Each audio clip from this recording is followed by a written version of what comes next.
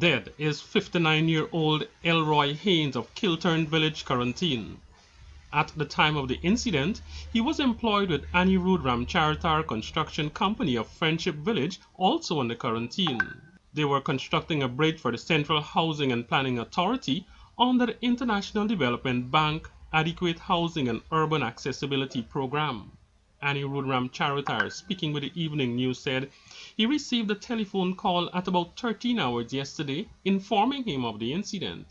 He said he did not get a full report, but from the evidence gathered, his machinery did not come into contact with the 39,000-watt power line as being claimed by the Central Housing and Planning Authority. He said Haynes had been a very careful foreman and had supervised 4 other bridges in the same area which were constructed under the high-powered lines which belonged to the Guyana Power and Light. According to Ramcharitar, if the drag line had come into contact with the line, then the operator would have been roasted. The dead man's sister, Michelle, said she spoke with one of the workers who was on site and gave a different version. The person who had the phone said he was one of the workers on the site that took him to the hospital.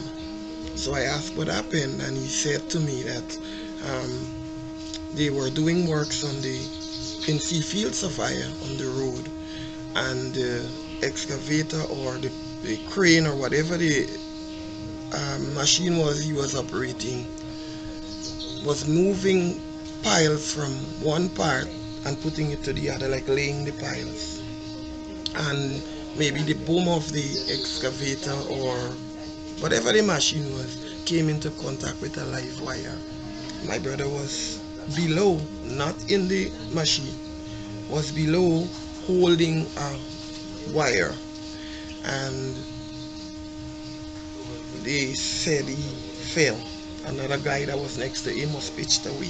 Haynes was picked up and taken to the Georgetown Hospital where he was pronounced dead on arrival, while the other worker was treated and sent away. A post-mortem performed on the body today by government pathologist Dr. Nihal Singh gave the cause of death as electrocution. Meanwhile, in a statement, the Central Housing and Planning Authority said it will be launching an internal investigation to see whether any safety standards were breached. The incident, the statement said, will be reported to the Labor Department and the Ministry of Social Protection.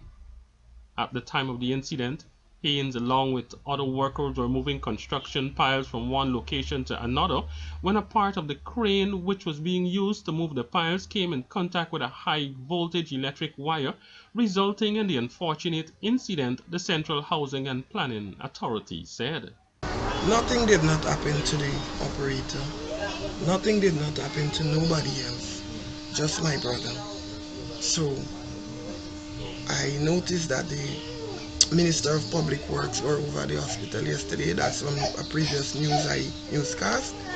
And I just hope that some kind of investigation can be done so that we, the family members, can have a closure on what happened. Remember, we were not there. Haynes leaves to mourn a wife, 4 children, and 6 siblings. For the Evening News, Andrew Carmichael.